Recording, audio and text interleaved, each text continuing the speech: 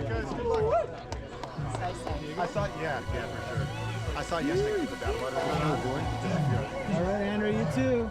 All right, have fun out there. You too. Yeah.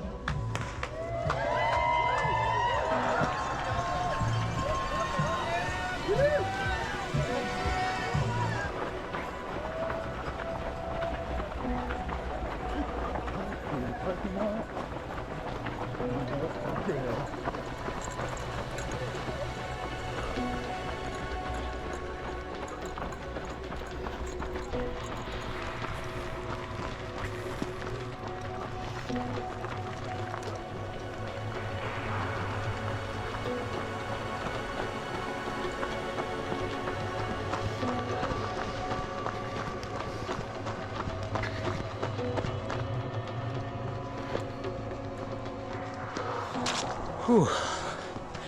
Well, it's September 10th, 2024.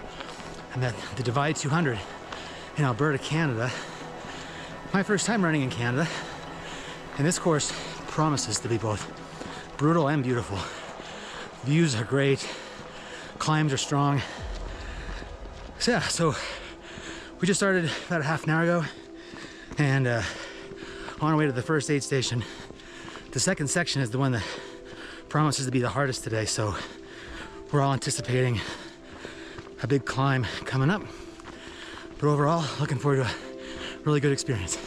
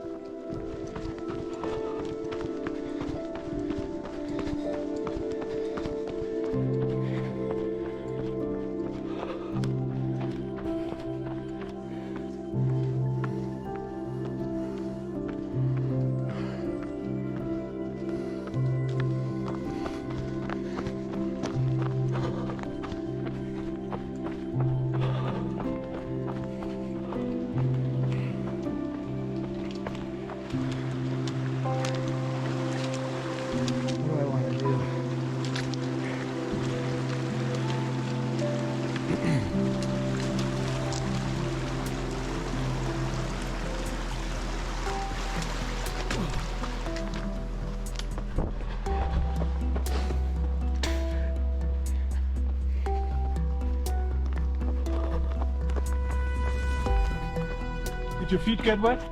Just a tiny bit. They claim it's not possible to keep your feet dry, but challenge accepted. I like that.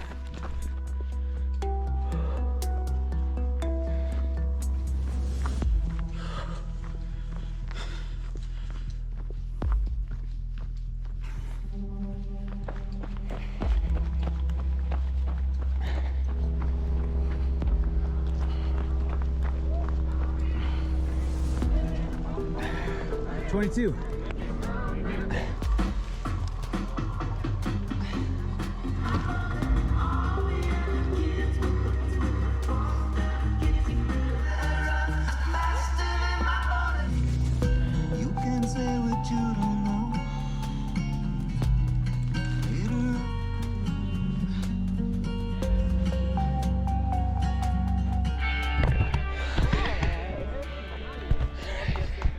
Thanks for being here. Oh yeah, thank you for running.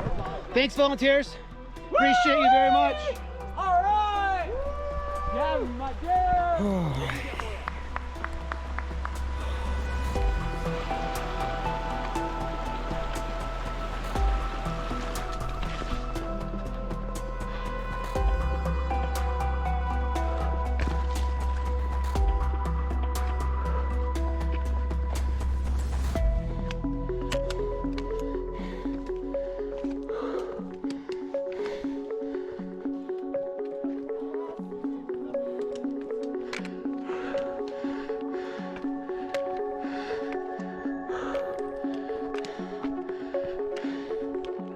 So nice.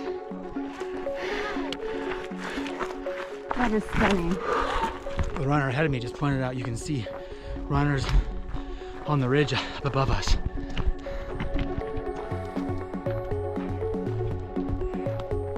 Wow, that is so cool. We'll be there in a little while.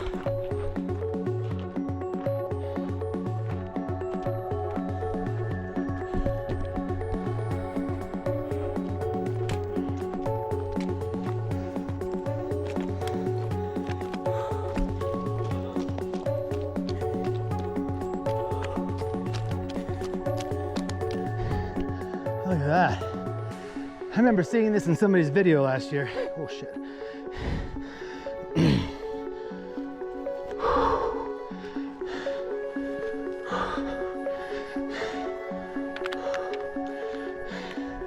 Oh, wow.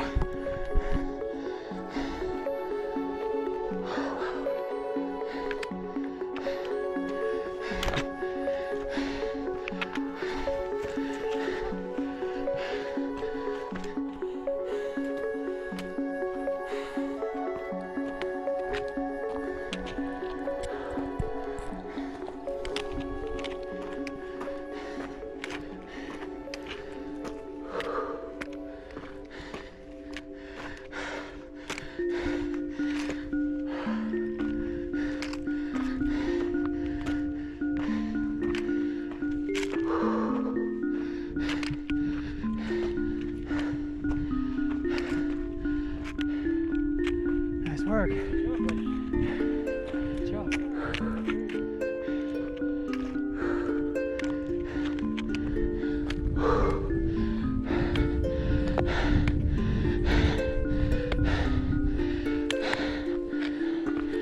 Nice job.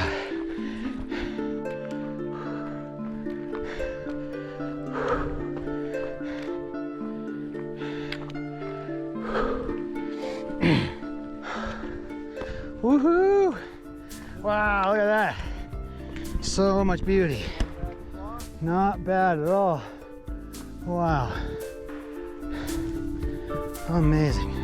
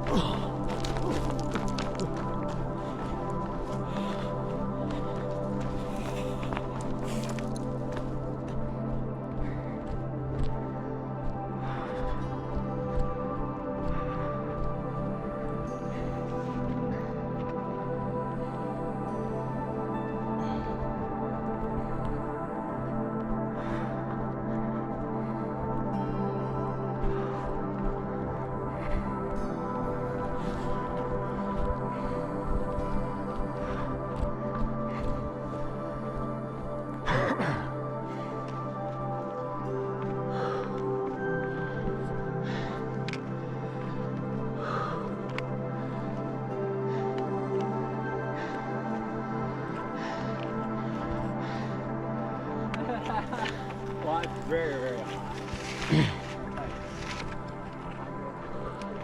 Oh, geez. No, thank you.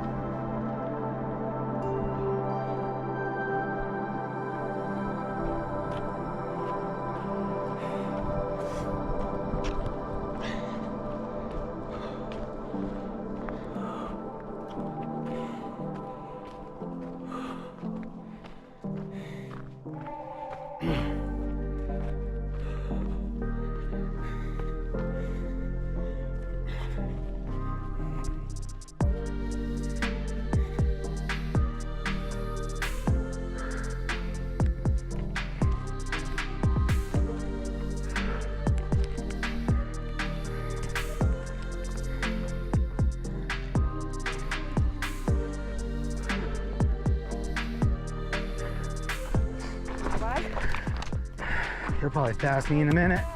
Careful what you Yep.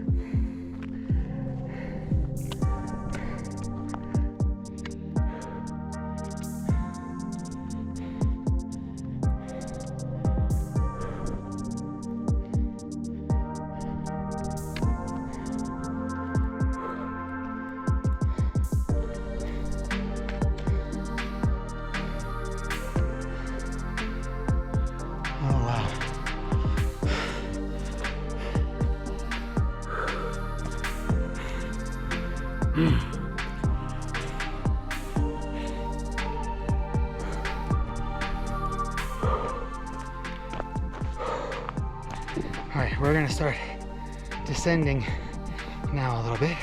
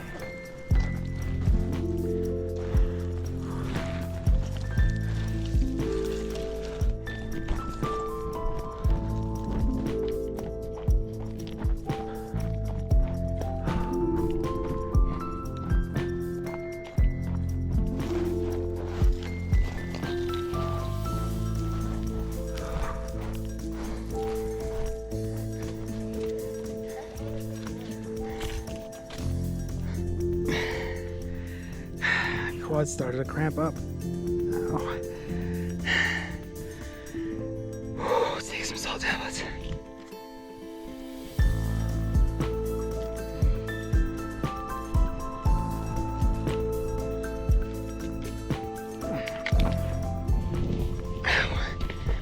Okay, let's get, ouch, let's get going.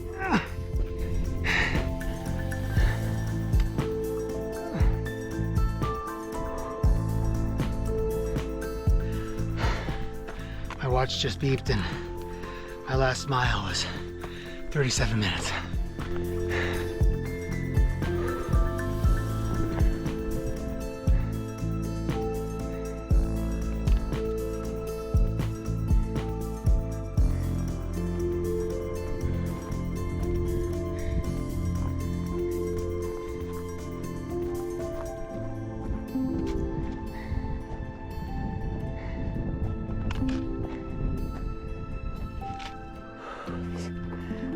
Slippery spots.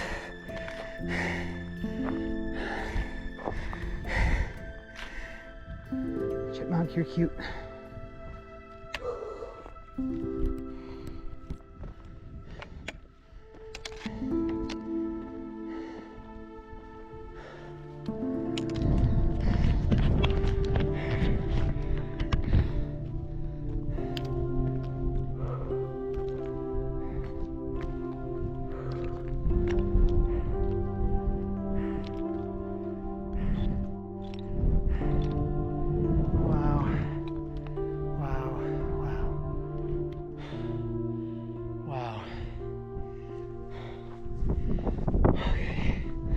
Down, please.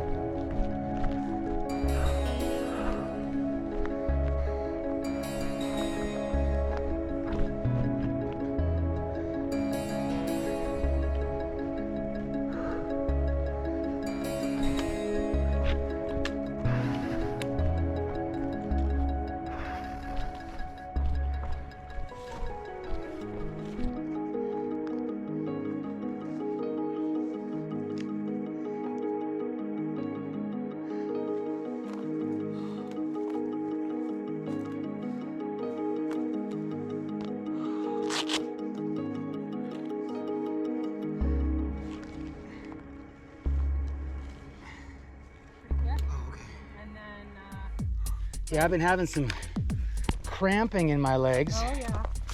So A lot of up and a lot of ground. Yeah. Also my shoes were getting loose, so Oh yeah. I was a smart boy and fixed it instead of just letting it be. But I am so anxious to get to the next checkpoint. Oh yeah. Well, this is we're into the east.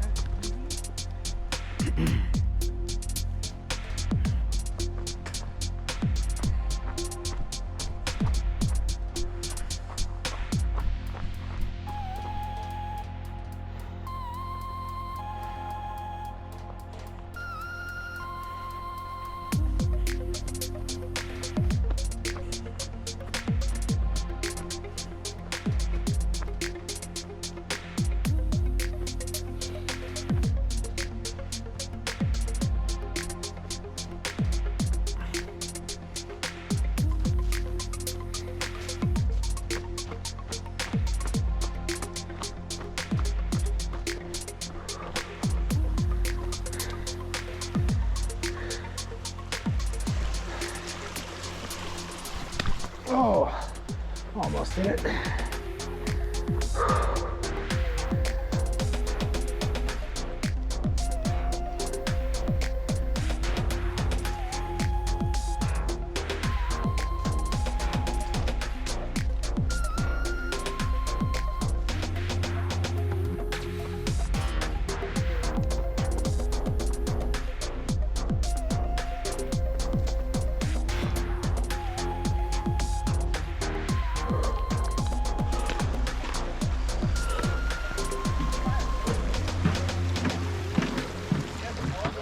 $22.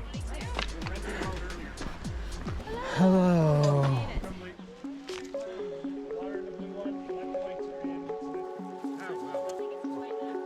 Well, we ran it a month ago. You made it. You could just go jump in the river. Feeling it. If I see you,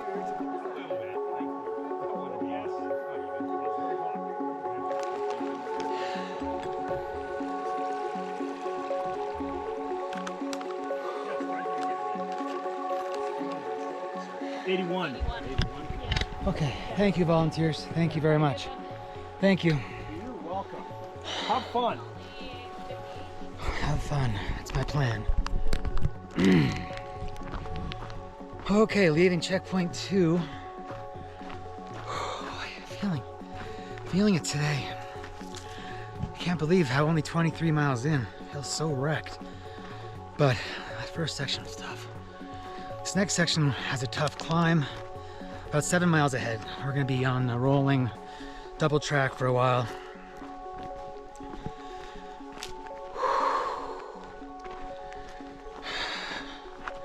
I drank some hydration at the aid station. Try to get ahead a little bit. And yeah, now I'm gonna eat some mashed potatoes. Try to get some calories. Sure is beautiful here.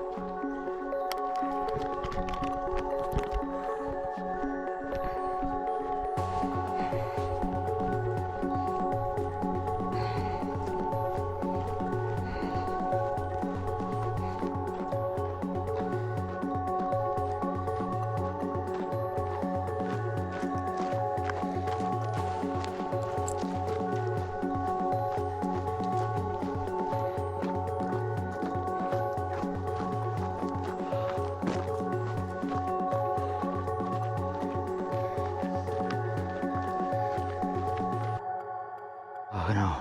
At the bottom of the Whistler Mountain Trail, there was a water drop where we could make sure that we were all topped off. So I stopped there and topped off my water bottles.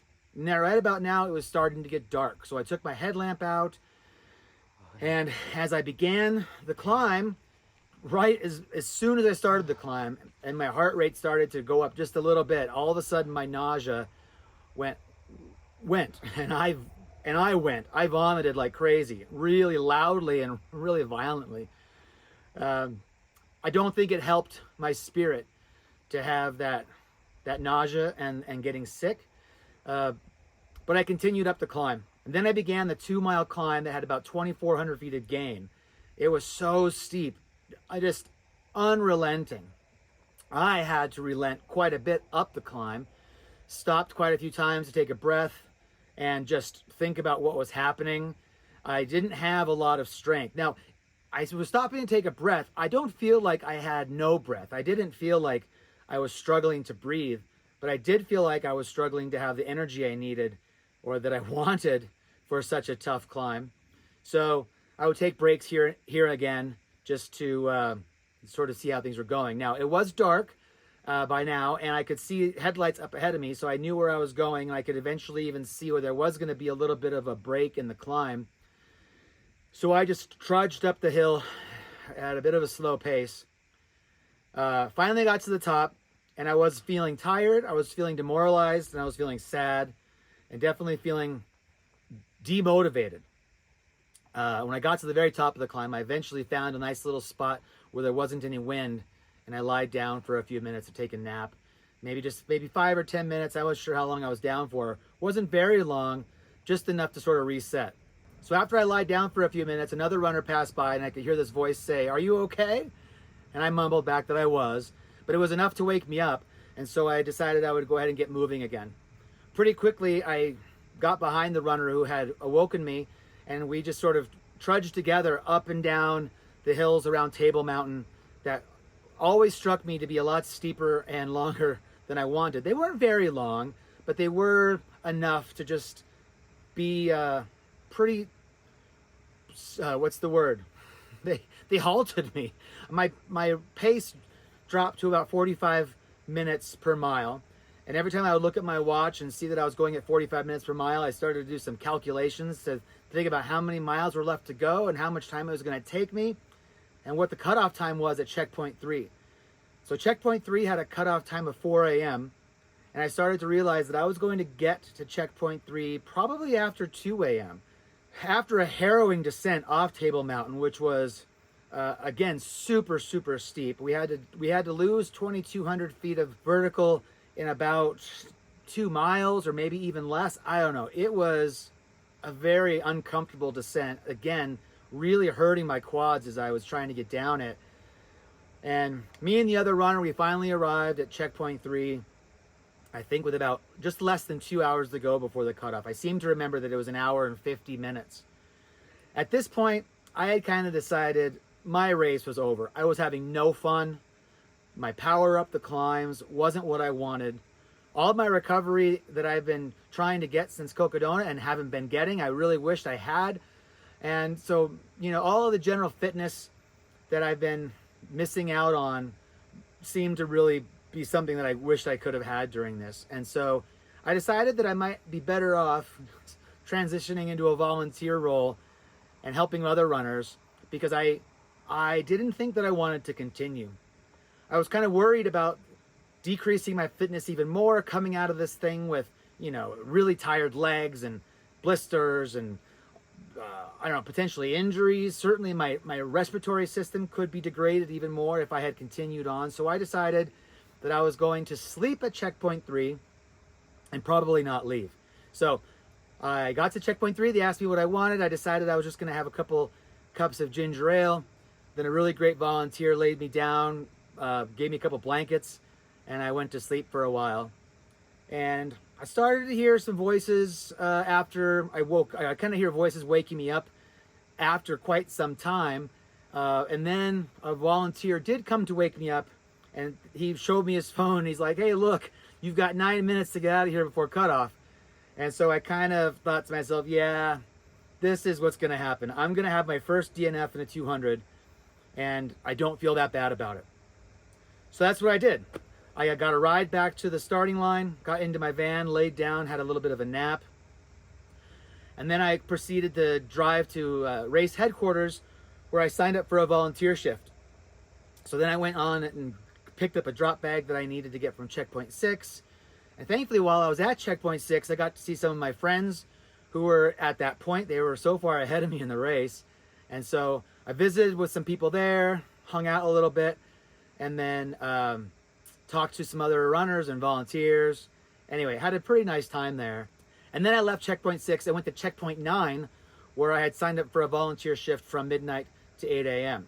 So then I hung out at checkpoint 9 for a while. Most of the runners hadn't come through yet. I think by the time I got there, the first runner had come through, and now we were waiting for the second and third and fourth runners, but they were a little bit a ways away, and then the rest of the pack was quite distant. So I took a little bit of a nap, slept for a few hours, and then proceeded to work and volunteer through the night and help out a couple runners, but it was pretty slow going because there was such space between the runners. But also the weather started to get a little bit worse. Clouds were rolling in, a little bit of rain was starting to happen, so runners were coming in complaining about the trail being really muddy, especially the road entering the checkpoint that we were at. But it was just really great to meet some runners who I knew and meet some runners who I hadn't yet known, so I got to meet some new friends, and I was just having a great time. So my spirit was really getting lifted up as I was volunteering, and even though my legs still hurt though, my legs took quite a while to feel better from all of the descents that were just so hard. So I was at checkpoint 9 for a while, and then my shift ended at 8 a.m., but then I continued to just hang out. And then I saw some more runners come in, and then my good buddy Scott Jenkins arrived, and he basically kind of wanted to have a pacer at that aid station. The pacer he had taken him from checkpoint 6 onto checkpoint 9, and then he was going to have another pacer take him from checkpoint 10 to checkpoint 13. So his pacer John needed to have a little bit of a break, and so they asked me if I would want to pace him from checkpoint 9 to checkpoint 10.